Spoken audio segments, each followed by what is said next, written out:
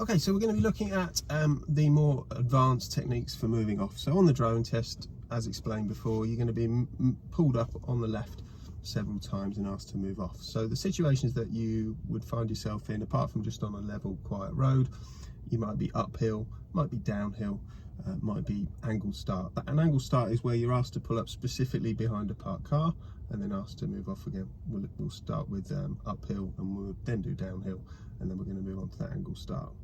Okay, great. So let's just start with the uphill. So uphill, everybody gets a little bit flustered when they have to do a hill start. It's like some big part of the test. It's not even marked on the sheet. It's just they have to ask you to move off safely in different conditions.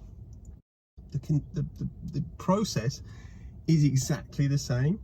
So you need to prepare the car, observe, signal, move off, POSM. If you haven't already done so, make sure you've watched Moving Off the Basic. And then the tone goes down a little bit and the voice just moves. I'm going to try and make sure you can see it on the camera. If I press the clutch down, the whole car goes down, and then it comes up, down. My hand's ready to signal, check everywhere. I keep my feet dead still. There is someone in the blind spot. I've just got my double check. Dog walker going out. I'm going to hear a creaking sound.